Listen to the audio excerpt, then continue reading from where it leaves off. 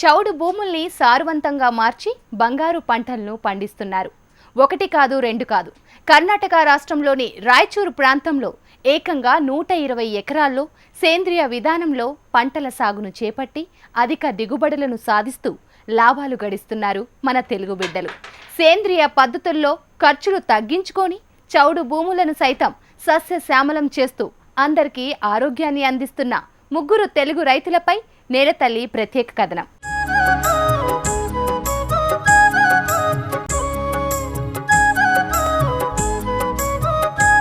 రసాయనాల వ్యవసాయంలో పొంచి ఉన్న ప్రమాదాల గురించి నెమ్మదిగా తెలుసుకున్న ఆ రైతులు సేంద్రియ సేద్యాన్ని చేపట్టాలని నిర్ణయించుకున్నారు. ఖర్చులు తగ్గించుకొని ప్రయోగాల సాగు చేస్తూ చౌడు భూముల్లో సైతం బంగారు పంటలు పండుతాయని నిరూపిస్తున్నారు మన తెలుగు రైతులు. పశ్చిమ గోదావరి జిల్లాకు చెందిన ముగ్గురు రైతులు కర్ణాటకలోని రాయచూర్లో ప్రయోగాల సాగు చేస్తున్నారు. సత్ఫలితాలను సాధిస్తున్నారు. ప్రకృతి విధానంలో పంటల సాగును మొదలుపెట్టే చాలా మంది రైతులు ముందుగా ప్రయోగాత్మకంగా తక్కువ విస్తీర్ణంలో పంటలు సాగు చేస్తూ ఉంటారు.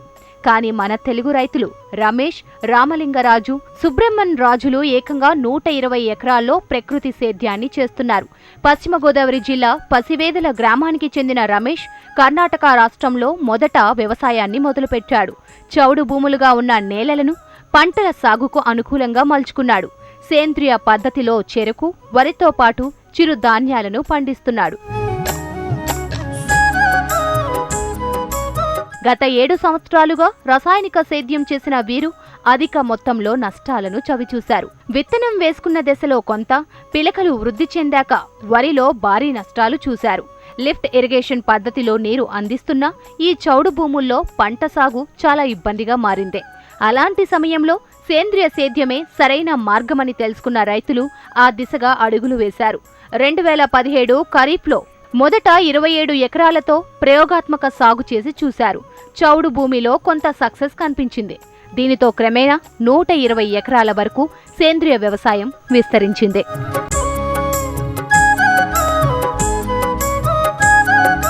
నూట 20 ఎకరాల చౌడు భూమిని బంగారు పంటలు పండించే వ్యవసాయ క్షేత్రంగా మార్చాలని సంకల్పించారు. సేంద్రియ సేద్యాన్ని చేపట్టారు. దీంతో చౌడు భూమి కాస్త సస్యశ్యామలమైంది. పంట దిగుబడి కూడా కొద్ది కొద్దిగా పెరుగుతూ వచ్చింది. దీనికి కారణం వీరు అనుసరించిన 3 పద్ధతులే. అవేంటో రైతుల మాటల్లోనే విందాం. ఈ 7 సంవత్సరాల నుంచి మీకు వ్యవసాయంలో కనపడింది ఏంటంటే చౌడు సమస్య ప్రధానంగా కనపడేది. ఈ చౌడు సమస్య వలన మనకి పంట చనిపోవడం, సుమారుగా 10 నుంచి 20% వరకు చనిపోవడము, మళ్ళా రెండోసారి కొన్ని సందర్భాల్లో మూడోసారి ఓడవడం జరుగుతూ ఉండేది. ఒకవేళ బతికినా కూడా పొట్ట దశకు వచ్చేవాడికి మన దుబ్బు గిడసబారడం, లేకపోతే ఈనిక దశలో సగం కంకి తాలైపోవడం, ఒడ్లు బరువు లేకపోవడం, రకరకాల సమస్యలు కనపడేవి. 2017 జూన్ ఖరీఫ్లో మేము మొదటగా సేంద్రియ పద్ధతిగా ఆర్గానిక్ వ్యవసాయం స్టార్ట్ చేసాము. ఆర్గానిక్ వ్యవసాయంలో కూడా ఈ సమస్య వస్తుందని చెప్పి సుబ్రహ్మణ్యం రాజు గారిని కలవడం జరిగింది. మాకు ప్రధానంగా ఉన్న సమస్య ఇది. ఆర్గానిక్ మెథడ్లో ఏం చేయమంటారు అని అడిగినప్పుడు ఆయన 3 పద్ధతులు సూచించడం జరిగింది. ఒకటి అదనంగా ఘనజీవామృతము, జీవామృతము, రెండవ పద్ధతిలో డీకంపోజరు, మూడవ పద్ధతిలో అన్ని బ్యాక్టీరియాలు, ఫంగస్ ఎక్కువ మోతాదులో ఇస్తే సరవుతుంది ప్రాబ్లం అని ఆయన సూచించడం జరిగింది. దాన్ని మేము మొదటి పంటలో 1 ఎకరం సపరేట్గా 3 పద్ధతులు సపరేట్గా 27 ఎకరాల్లో మూడవ పద్ధతిని ఎక్కువగా అనుసరించాము. ఎక్కువ మోతాదులో బ్యాక్టీరియాలు, పంటకి కావలసిన అన్ని రకాల బ్యాక్టీరియాలు, ఫంగీసు మన ఇరిగేషన్ మెథడ్ ద్వారా భూమికి ఇవ్వడం జరిగింది. మొదటి 3 పద్ధతులు 1 ఎకరంలో సపరేట్ చేసినప్పుడు కనపడింది. ఈ మూడో పద్ధతిలో 27 ఎకరాలకి ఎక్కువ బ్యాక్టీరియాలు కల్పించింది, కొద్దిగా తేడాగా కనిపించింది. అలాగే చౌడులో మాకు చాలా భూమి తత్వం మారడం బాగా కనిపించింది మనకి. ఈ మూడో పద్ధతులు చేయడం వలన పొట్ట దశకు వచ్చేటికి దుబ్బు గిడసబారడం కానీ, కంకి ఈనిక దశలో మనకి తాలు రావడం కానీ, ఇట్లాంటి కొద్దిగా మార్పు కనిపించింది మాకు. దాన్ని మేము మళ్ళా పోయిన రబీలో 2018 జనవరిలో 80 ఎకరాలకు విస్తరించడం జరిగింది. సేమ్ పద్ధతిని ఆ 3 రకాలుగా మేము అదనంగా ఘనజీవామృతము, డీకంపోజరు, పంటకు కావాల్సిన అన్ని బ్యాక్టీరియాలు, మళ్ళా ఒక 80 ఎకరాలకు కూడా మొత్తంగా మేము ఇవ్వడం జరిగింది రెండో పంటలో. అప్పుడు కూడా మాకు కొద్దిగా తత్వం ఇంకా కొద్దిగా బెటర్ అనిపించింది. రెండోసారి పంట దిగుబడి కూడా అంటే కెమికల్లో వచ్చినంత 40 బస్తాలు రావు, కానీ 17-18 బస్తాలు కనిపించింది. ఇక్కడ పక్క రైతులందరూ అడిగారు, 17-18 బస్తాలకు ఎంత ఖర్చు పెట్టడం, మీరు ఇంత పని చేయడం ఇదంతా ఎందుకని అడిగారు. ఈ రోజుల్లో వస్తున్న మార్పు ఆరోగ్య స్థితిగతులు అవ్వచ్చు, వేరే రకంగా ఉన్న ప్రాబ్లమ్స్ చూస్తున్నాము. ఎక్కడ చూసినా క్యాన్సర్లని, అది హెల్త్ గ్యాస్ ప్రాబ్లమ్స్, ఇవన్నీ ఈ సేంద్రియ పద్ధతి ద్వారా పండించిన పంటలు తినడం వలన ఇవన్నీ నివారణ చేయొచ్చని మనం టీవీల్లో అది చూడడం, సేంద్రియ పద్ధతిలో చేసే వాళ్ళని చూసి మేము ఇన్స్పైర్ అయ్యి మేము ఈ పద్ధతిలో మార్చడం జరుగుతుందని చెప్పడం జరిగింది అందరు రైతులకి. అలాగే ఈ పంట పోయిన జూన్ 2018 మా వ్యవసాయ క్షేత్రంలో ఉన్న 120 ఎకరాలకి ఇదే పద్ధతి ద్వారా ఆర్గానిక్ బేసిస్లో బ్యాక్టీరియాస్, ఘనజీవామృతం, డీకంపోజరు అన్నీ కూడా మేము విరివిగా వారం 10 రోజులకు ఒకసారి ప్రతి ఎకరానికి ఇరిగేషన్ మెథడ్ ద్వారా ఇస్తున్నాము.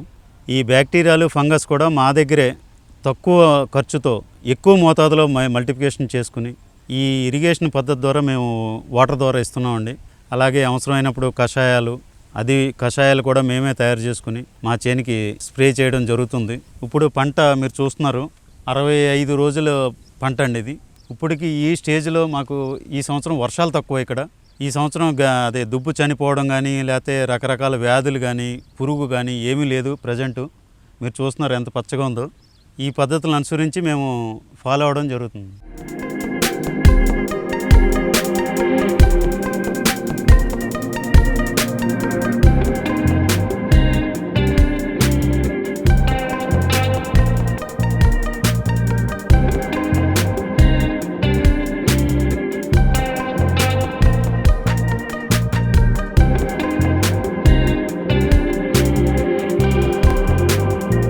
ఎకరం విస్తీర్ణంలో వరిలో అంతరు పంటలను ప్రయోగాత్మకంగా పండిస్తున్నారు వీరు.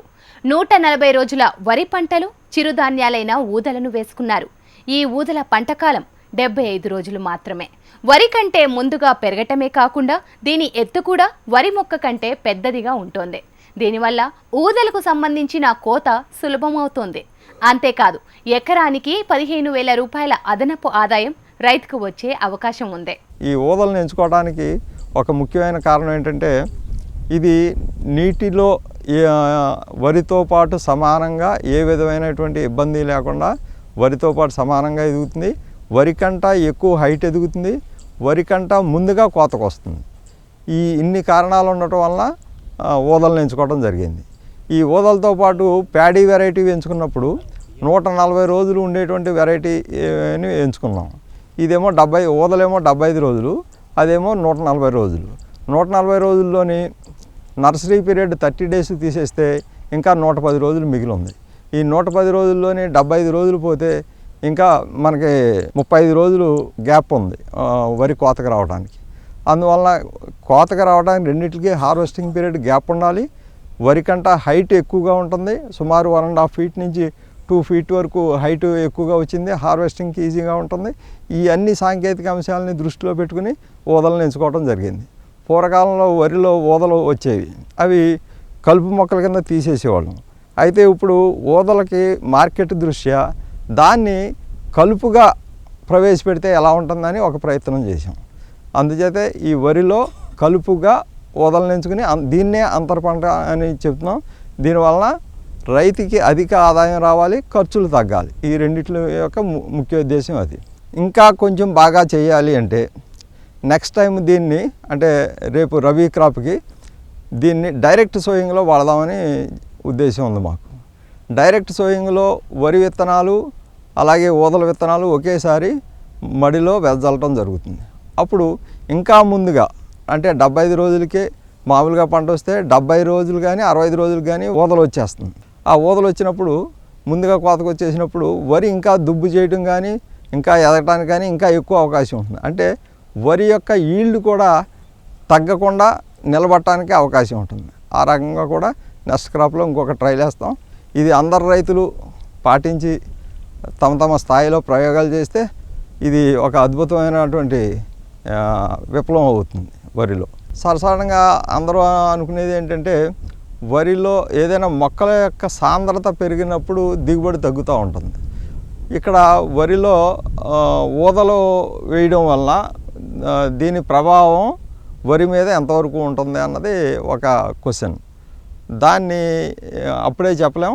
కొద్దిపాటి ప్రభావం ఉండొచ్చు, కానీ సుమారు 15,000 రూపాయలు అదనపు ఆదాయం రావడం వల్ల అల్టిమేట్గా చివరికి వచ్చేటప్పటికి రైతుకి ఆదాయం రావాలి, తక్కువ శ్రమ ఉండాలి.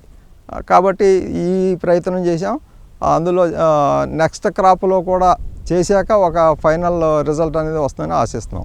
ప్రస్తుతానికి ఊదలు తప్ప వేరే ఆల్టర్నేటివ్ అంతర పంటగా నా దృష్టిలో లేదు. ఎందుకంటే నీరు నిలకడగా నిలబడినప్పుడు వేరే అంతర పంట అవకాశం లేదు. నీరు లేకుండా పెరుమాళ్ళు పద్ధతిలో చేసినప్పుడు కొంతమంది లెగ్యూమ్ వెరైటీస్, పప్పు దినుసులు, మినువులు, పెసలు లాంటివి కానీ లేదా బొబ్బర్లు కానీ ఇలాంటివి చేస్తున్నారు. అయితే కన్వెన్షనల్ మెథడ్లో 98% 99% కన్వెన్షనల్ మెథడ్లోనే అందరూ ఫాలో అవుతున్నారు.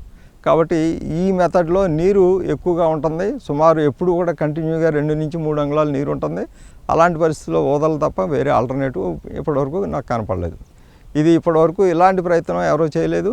ఇది ఫస్ట్ టైం అని అనుకుంటున్నాను నేను. ఊదలు ఈ ప్రస్తుతం ఈ క్రాప్లో అయితే మటుకి 1.5 క్వింటాల్ నుంచి 2 క్వింటాల్స్ దాకా ఎక్స్పెక్ట్ చేస్తున్నాం. నెక్స్ట్ క్రాప్కి ఇంకా కొంచెం పెరిగేలా చర్యలు తీసుకుందాం అని అనుకుంటున్నాం. ఈ ఊదలు చాలా ఏపుగా ఆరోగ్యంగా పెరిగినాయి. ఇందులో ఎటువంటి సమస్య లేదు, ఏ విధమైన చీడపీడల సమస్య ఏమీ లేదు. దీనికోసం ప్రత్యేక శ్రద్ధ తీసుకోవాల్సినటువంటి అవసరం లేదు. వరికి ఏదైతే చేస్తామో అదే దీనికి సరిపోతుంది. అంత న్యూట్రిషన్ గురించి కానీ ఏది కూడా ప్రత్యేక శ్రద్ధ తీసుకోవాల్సినటువంటి అవసరం లేదు. కోత కోసేటప్పుడు వరి పైరుకి దీనికి 1.5 ఫీట్ నుంచి 2 ఫీట్ హైట్ ఉంది. కాబట్టి కనీసం మన కోసేటప్పుడు మనుషులు కనీసం ఒంగుని కోసే అవసరం కూడా ఉండదు. హ్యాపీగా నిదానంగా నిలబడి సాఫీగా కోసుకుని వెళ్ళిపోవచ్చు. దీనివల్ల వరి పైరుకి కూడా ఎటువంటి నష్టం లేదు. ఎందుకంటే ఇది సాళ్ళు పద్ధతిలో నాటారు వరి, అందుచేత మనుషులు తిరగడానికి అన్నిటికీ కూడా ఫ్రీగా ఉంటుంది. ఇంకా చిరుపట్ట దశలోనే ఉంది కాబట్టి ఈ స్థాయిలో వరికి పైరుకి ఎటువంటి నష్టం కూడా జరగదు.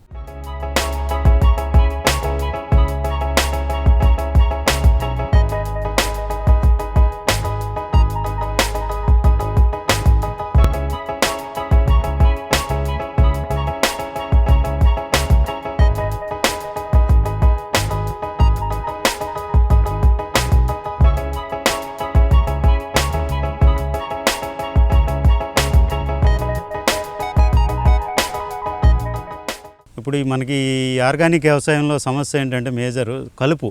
మన కెమికల్లో ఎకరానికి 2-3 వేలు అయ్యి కలుపు ఖర్చు ఆర్గానిక్ మ్యాట్లోకి వచ్చేటికి 8 నుంచి 9 వేల రూపాయల ఖర్చు పెరిగిపోయిందండి.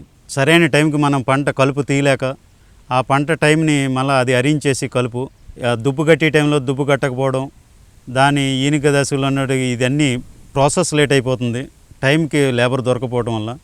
ఈ సమస్యను ఎలాగ అధిగమించాలని ఆలోచించినప్పుడు సుబ్రహ్మణ్య రాజు గారు చెప్పడం జరిగింది. వరిలో మిల్లెట్స్ ప్రయోగం చేసి చూద్దాం. ప్రజెంట్ రోజుల్లో ఉన్న మిల్లెట్స్ ఉన్న ఆదరణ చూస్తుంటే మేము దాని వైపు మొగ్గు చూపవలసి వచ్చింది. మన వరి ఊడ్చిన రోజునే ఎకరానికి 3 కేజీలు మిల్లెట్స్ మనం ఎదజల్లడం జరిగింది. మిల్లెట్స్లో ఊదలండి. ఆ పంట మనకి 140 రోజులు సోనామసూరి పంట మనం ఊడ్చామండి క్షేత్రంలో. నర్సరీది 30 రోజులు పోయినాక 110 రోజుల పంట కాలంలో ఈ ఊదలు 70 రోజుల పంట అండి ఇది. దీన్ని ఊడ్చిన రోజునే ఎదజల్లడం వలన మనకి కలుపు కొద్ది మొత్తంలో కంట్రోల్ బాగా అయింది. ఎకరానికి 3,000 రూపాయల్లో ఖర్చు వచ్చిందండి. ఈ ఊదలు కూడా బాగా ప్రయోగాత్మకంగా బాగానే సక్సెస్ అయింది పంట. ఇప్పుడు పంట కోత దశలో ఉందండి. ఊదలు 75 రోజులు. ఇప్పుడు మన చేలో 65 రోజులు పంటగా ఉంది. ఇంకొక 10 రోజుల్లో కోస్తాము. అది కూడా వరికి ఫీటున్నర పైకి ఉండటం వల్ల మనం హార్వెస్టింగ్ కూడా పెద్ద ప్రాబ్లం కాదు. ఈ 75 రోజులు అయినాక ఊదలు కోసేసుకుని ఇంకా 40 రోజులు ఉండడం వల్ల ఆ వరికి దానికి డిఫరెన్స్ మనకి వరి బాగానే ఉంది. ప్రజెంట్ డిఫరెన్స్ పెద్ద ఏమి వేరియేషన్లో వరి వీక్ అవ్వడం, ఊదలు బాగా రావడం అట్లా జరగలేదు. ఊదలు బాగున్నాయి, వరి బాగుంది. ఇప్పుడు నా లెక్క ప్రకారం 1.5-2 క్వింటాల వరకు రావచ్చు. అది ఒక 8,000 ఆదాయం కలిసి వస్తుంది. ఈ కూలి పనుల్లో మిగిలిన ఒక 6,000, ఇది ఒక 8,000. సుమారుగా 12 నుంచి 14 వేల వరకు రైతుకు ఆదాయం రావచ్చు అనిపిస్తుంది.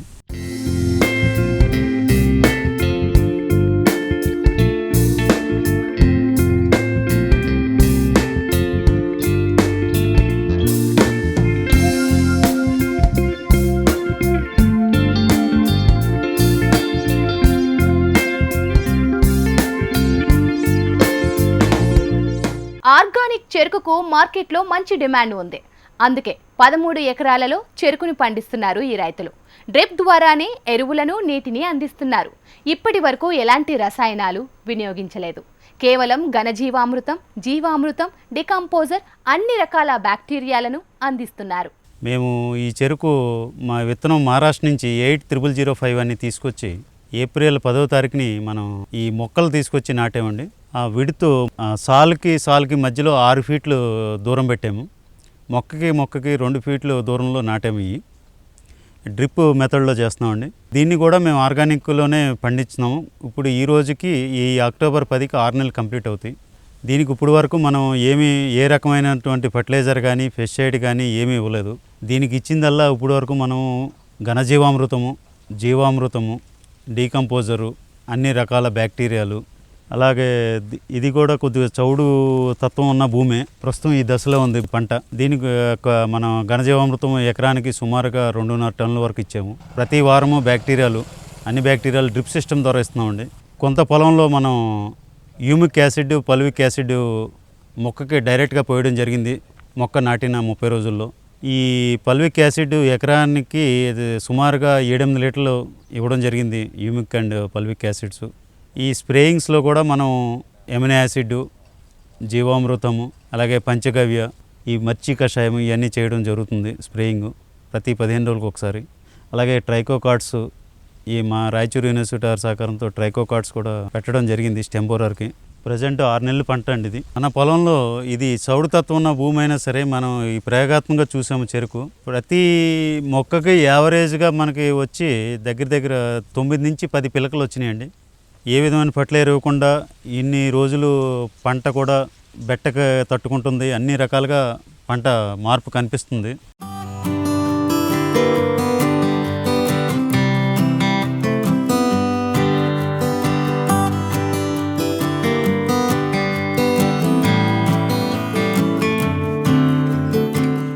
పొలంలో ఎలాంటి క్రిమికీటకాలు రాకుండా ప్రత్యేక శ్రద్ధను తీసుకుంటున్నారు. గట్ల మీద ఉండే గడ్డి వల్ల దోమలు రాకుండా గట్లను ఎప్పటికప్పుడు శుభ్రపరుస్తున్నారు. ఇందుకోసం కూలీల అవసరం లేకుండా తక్కువ ఖర్చుతో తక్కువ సమయంలో పనిచేసి పెట్టే బ్రష్ కట్టర్ల సహాయాన్ని తీసుకుంటున్నారు.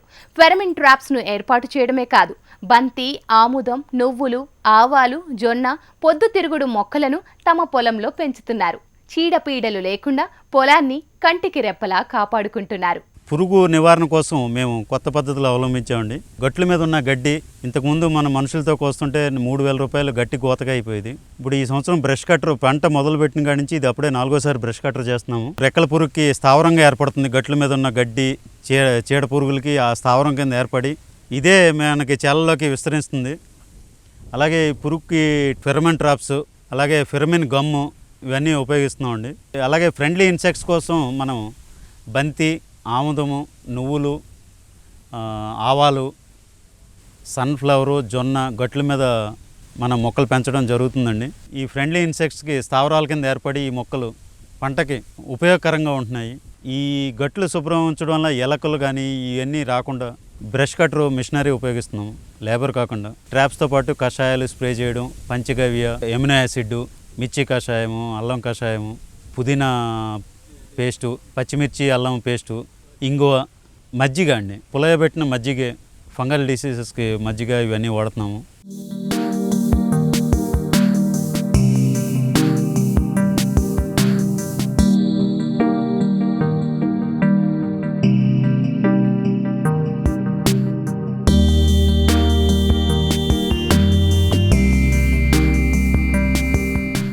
రైతు గట్టిగా సంకల్పించాలే కానీ సాధించలేనిది ఏదీ లేదని నిరూపిస్తున్నారు ఈ రైతులు. ఒకప్పుడు నష్టాల సాగును కల్లారా చూసిన వీరే ఇప్పుడు బంగారు పంటలను చూస్తూ మురిసిపోతున్నారు. వినియోగదారులకు నాణ్యమైన, ఆరోగ్యకరమైన పంట ఉత్పత్తులను అందించేందుకు సిద్ధమయ్యారు. తోటి రైతులకు ఆదర్శంగా నిలుస్తున్నారు.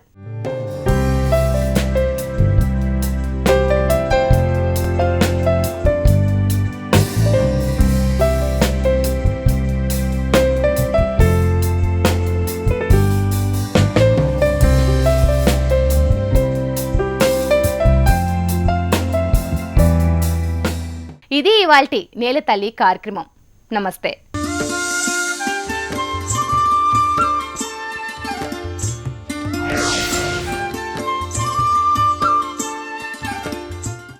ఈ కార్యక్రమాన్ని మీకు సహసమర్పించిన వారు ఫ్లోవెల్ పంపులు వాడండి, బంగారు పంటలు పండించండి. ఫ్లోవెల్ పంపుల్నే వాడండి.